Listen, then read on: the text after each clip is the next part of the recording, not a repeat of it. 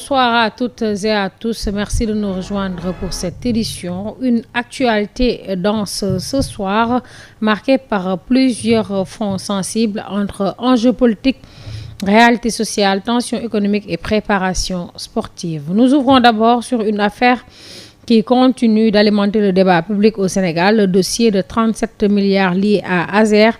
Le député Thierno Alassane Sall affirme maintenir ses accusations après la réception de documents transmis par la justice espagnole et entend poursuivre sa démarche d'éclairage de l'opinion. Dans ce journal également, une réalité sociale persistante à l'occasion de la journée mondiale contre le travail des enfants, focus sur une problématique encore visible au Sénégal et dans plusieurs pays africains, où de nombreux enfants quittent précocement l'école pour travailler, parfois même avec l'accord de leur famille.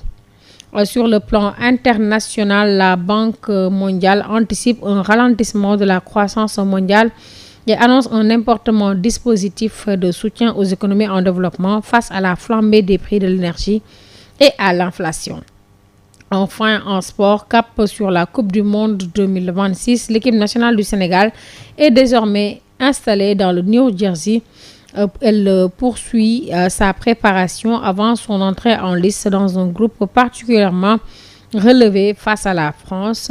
Tout de suite, les détails de ces informations.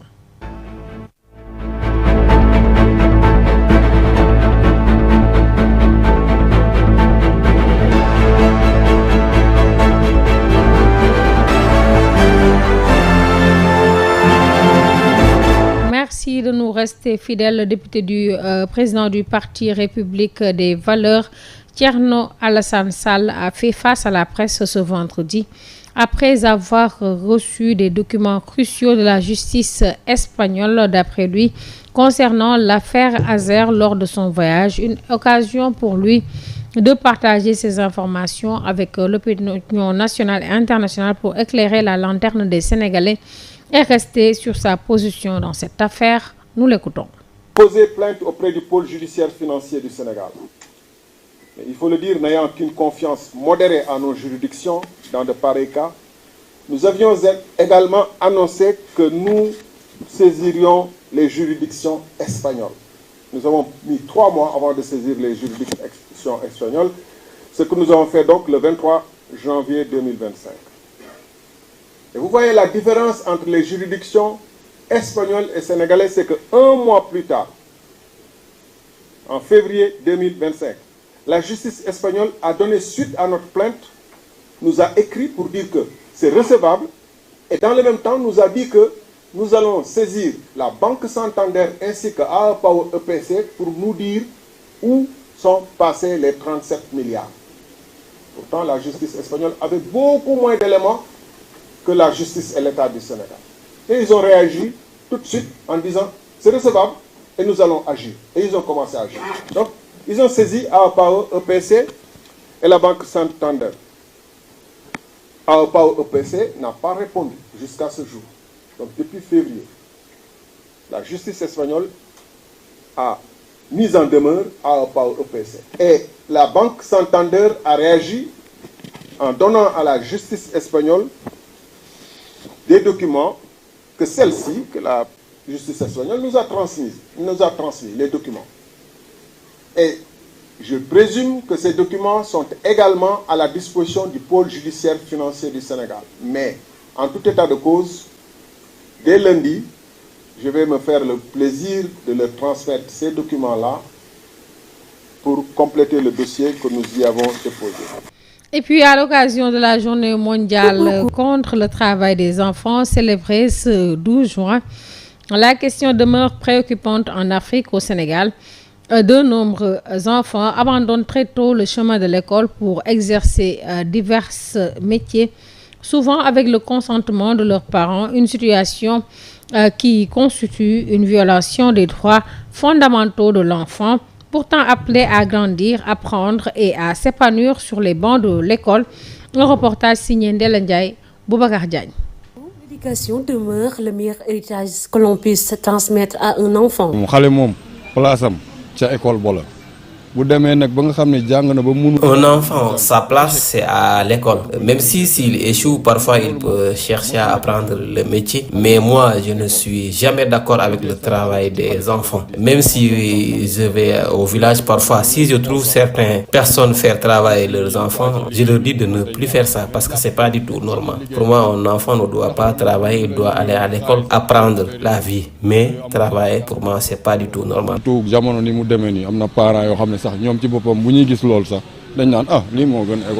Une conviction partagée par cet habitant de Grand Dakar âgé d'une 60aine d'années qui estime que les plus jeunes doivent être davantage outillés et formés afin de construire leur avenir. Selon lui, leur place est avant tout à l'école.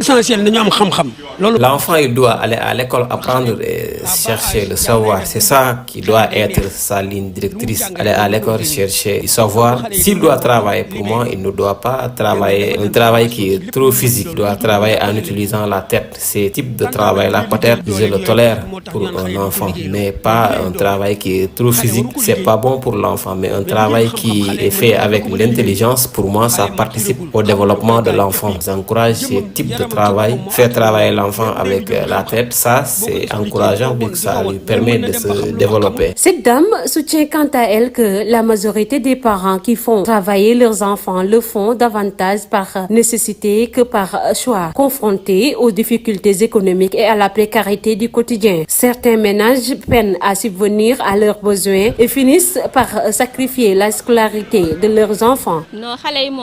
Ce n'est pas la volonté des parents de retirer leurs enfants des écoles. S'ils le font, c'est par pur manque de moyens. L'école aussi demande beaucoup de moyens financiers et tout ce qu'elle demande. Parfois, les parents ont du mal à le faire. C'est pourquoi ils décident de retirer les enfants afin de les amener ici à Dakar pour qu'ils puissent exercer un métier pour subvenir aux besoins de la famille, parce que ces parents-là n'ont pas les moyens de subvenir aux besoins de la famille et ils n'arrivent pas à joindre les deux bouts. Donc, on compte sur ces enfants-là. Entre impératifs économiques et respect des droits fondamentaux, la lutte contre le travail des enfants reste un défi majeur qui appelle à une réponse collective et durable. Ce samedi, la journée mondiale de l'albinisme sera célébrée, victime d'un manque de considération à Tambacounda. Les albinos vont organiser cette journée dans de meilleures conditions grâce à l'appui de l'imam Abdoulaye Keita de Soreto. Une occasion pour eux de sensibiliser les parents pour une meilleure prise en charge, surtout des enfants albinos face à la forte canicule qui sévit dans la région de Tambacounda et qui impacte sur la vie de ces personnes handicapées. Fatoumata Sissoko, présidente de l'association des albinos de Tambacounda, s'est exprimée au micro d'Amadou Diallo. Remercier d'abord d'avoir été là pour nous et remercier Imam également. Quand nous l'avions sollicité pour le faire le parrain de notre journée, la journée mondiale de l'albinisme, qui est célébrée au niveau de la région, mais aussi au niveau du Sénégal. Donc l'année dernière, on n'a pas pu célébrer ça parce qu'on n'a pas les moyens. Nous avions organisé, je dirais auparavant, une journée de consultation dermatologique qui était nécessaire pour les albinos de Tambacounda. Puisque vous savez que ces dernières années, il fait excessivement chaud au niveau de Tambacounda et nous avions mis des cartes soutien pour l'organisation de la journée de consultation dermatologique. Alors que c'était aussi nécessaire parce que l'organisation de la journée mondiale de l'albinisme, c'est une occasion pour nous de sensibiliser les parents pour qu'ils puissent prendre en charge leurs enfants. Parce qu'il y a pas mal de familles qui ne savent pas qu'est-ce qu'il faut faire pour protéger les enfants albinos. Et comme vous le voyez, au niveau de l'association, il y a tellement d'enfants, il y a beaucoup d'enfants. Et nous devons faire de telle sorte que ces enfants-là soient pris en charge, que ce soit dans le côté de la dermatologie, ophtalmo et tout. Parce que les albinos ont besoin d'une protection, je dirais, stricte. Et c'est un peu délicat pour nous. Aujourd'hui, Imam Keita, nous le remercions vraiment. Quand on l'avait sollicité, il n'a pas hésité à venir nous voir. Et si ça aurait été quelqu'un d'autre, il allait nous demander de nous déplacer. C'est lui-même qui s'est déplacé, venu vers nous et il a pris des engagements qu'il a respectés. Ça nous a marqué.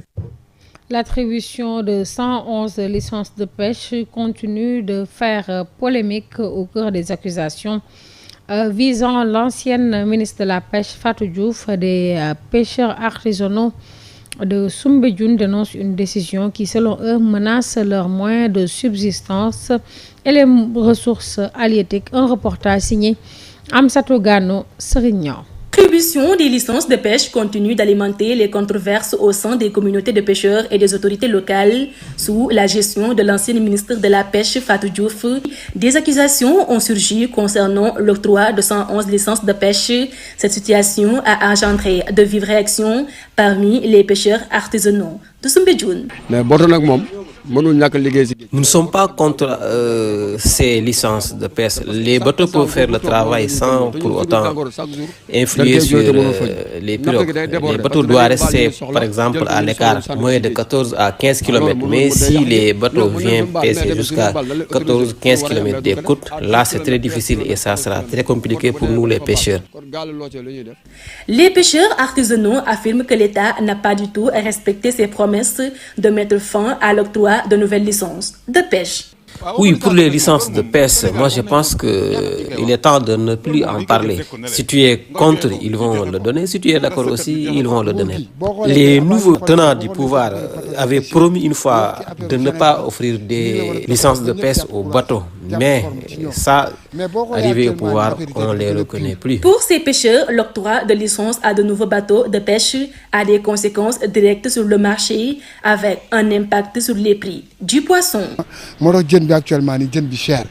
Oui, si vous le remarquez, en ce moment, il n'y a plus de poissons. Auparavant, les pêcheurs n'avaient pas besoin de faire beaucoup de kilomètres pour attraper des poissons. Mais maintenant, tu es obligé de faire des kilomètres et des kilomètres sans pour autant avoir du poisson et ça augmente les frais.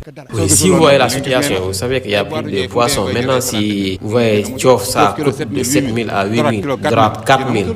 Cela prouve qu'il n'y a plus de poissons. L'État du Sénégal avait mis fin à l'octroi de nouvelles licences de pêche.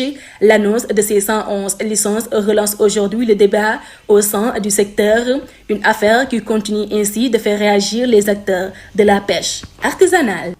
Et puis le ministre Mohamedou Makhtar Cissé, le ministre de l'Intérieur et de la Sécurité publique, a réaffirmé vendredi à Dakar la volonté de l'État de renforcer les capacités opérationnelles de la Brigade nationale des sapeurs-pompiers en visite à l'état-major à la caserne Malick Sy pour sa deuxième sortie officielle depuis sa nomination. Il a salué le professionnalisme des soldats du feu tout en mettant en exergue les défis grandissants liés aux missions de secours, de protection civile, mais également d'assistance aux populations. Voici le ministre de l'Intérieur, Mohamedou Makhtar Cissé, que je vous propose d'écouter. On fait un excellent travail de planification et de montée en puissance de cette brigade qui est à saluer. J'ai été séduit par la qualité du travail de planification qui a été fait. Parce que si vous ne planifiez pas, si vous n'avez pas de cap, vous posez les jalons de votre échec, c'est évident. Donc ce travail de planification a été bien fait, son exécution sur un plan stratégique qui va jusqu'à 2029. Son exécution est en cours et c'est ça qui explique aujourd'hui le niveau d'équipement de cette brigade sous l'impulsion du général Mamadou Ndoye. Hier, il y a eu un accident qui a rendu la vie difficile à beaucoup d'automobilistes sur de longues heures parce que les secours ont des difficultés pour accéder sur le site de l'accident. Et pourtant, sur l'autoroute, il y a une bande passante pour les véhicules de secours. Donc, c'est la discipline qui peut aider à sauver des vies. Et cette discipline, nous devons tous l'intérioriser, nous devons tous l'avoir. Savoir que la bande passante, elle doit être libérée pour les véhicules de secours. Peut-être qu'on n'en a pas toujours besoin, heureusement. Et c'est pour ça que les automobilistes prennent l'habitude de l'emprunter. Mais les jours où on en a besoin, cette bande passante, elle est encombrée. Les secours ne peuvent pas intervenir à temps. Le hasard a voulu que cette visite coïncide avec les premières gouttes de pluie qui sont tombées sur Dakar. Donc c'est l'occasion de lancer un appel à tous nos compatriotes pour qu'ils fassent preuve de plus d'attention et de compréhension pour aider les sapeurs-pompiers à mieux les secourir. Je pense que le premier effort à faire est un effort de prévention. Et la prévention, il faudra écouter les émissions, les missions, les discours qui sont adressés aux populations pour les inviter à plus de prudence, que ce soit dans le cadre des baignades, que ce soit dans le cadre des inondations. Et puis le ministre de l'Urbanisme, des collectivités territoriales et de l'aménagement des territoires, Moussa Balla Fofana, a présidé jeudi à Dakar la cérémonie d'ouverture du colloque international des réseaux des femmes élues locales d'Afrique, REFELA, une occasion pour les participantes et les responsables institutionnels de réfléchir au renforcement du leadership féminin dans la gouvernance locale et à une meilleure gestion des ressources au service du développement des territoires africains. Voici le ministre que je vous propose d'écouter. Le chef de l'État m'a chargé de vous transmettre ses salutations fraternelles, ses encouragements, ainsi que ses vœux de plein succès pour vos travaux. Il attache une importance particulière à cette rencontre placée sous son haut patronage parce qu'elle porte sur une question qui dépasse largement la problématique de la représentation des femmes dans les institutions. En réalité, elle interroge la qualité même de notre gouvernance, la durabilité de notre développement et de l'avenir de nos territoires. Le Sénégal est heureux et fier d'accueillir à Dakar les femmes élues locales du continent africain, venues partager leur expérience, leurs réussites, leurs aspirations, mais surtout leurs propositions pour construire une Afrique plus juste, plus inclusive et plus prospère. Mesdames, Messieurs, nous venons d'entendre la brillante communication de Madame le ministre de la Famille et de l'Action sociale et des Solidarités consacrée au thème « Leadership féminin ». Les décisions politiques sont plus proches des citoyens. Les priorités sociales sont mieux prises en compte et les ressources sont gérées avec davantage d'efficacité et de responsabilité. L'expérience africaine démontre que les femmes élues locales sont souvent à l'avant-garde des réponses apportées aux défis liés à l'éducation, à la santé, à l'eau, à l'assainissement, à la sécurité alimentaire et à la résilience climatique, mais particulièrement à la cohésion sociale. Et puis, le projet Racine a été présenté à Ronkh dans le département de Dagana, porté avec l'appui de l'agence italienne pour la coopération Allo Supilio de la ville de Thierry. Il s'inscrit dans le pacte de Milan pour les politiques alimentaires urbaines.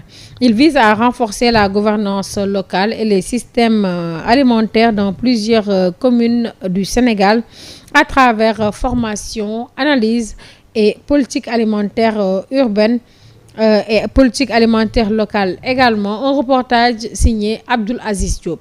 D'encadrer les systèmes alimentaires du territoire, de former les acteurs de terrain et de travailler à l'élaboration d'une charte nationale des politiques alimentaires locales, portée avec l'appui de l'Italie via l'Agenzia Italiana per la coopération et la commune de Thierry. Racine est prévu pour durer 3 ans. Selon le chef du projet, Federico Gucci, il réunira tous les acteurs du système alimentaire local pour dégager des solutions concrètes. Ça, c'est le premier élément de pérennisation dans la mesure où nous mettrons ensemble les acteurs du système alimentaire pour la recherche des solutions dédiées au territoire sans répliquer des modèles importés d'ailleurs, insistant sur le rôle fort de la municipalité et insistant sur les facteurs endogènes de succès pour la production, commercialisation et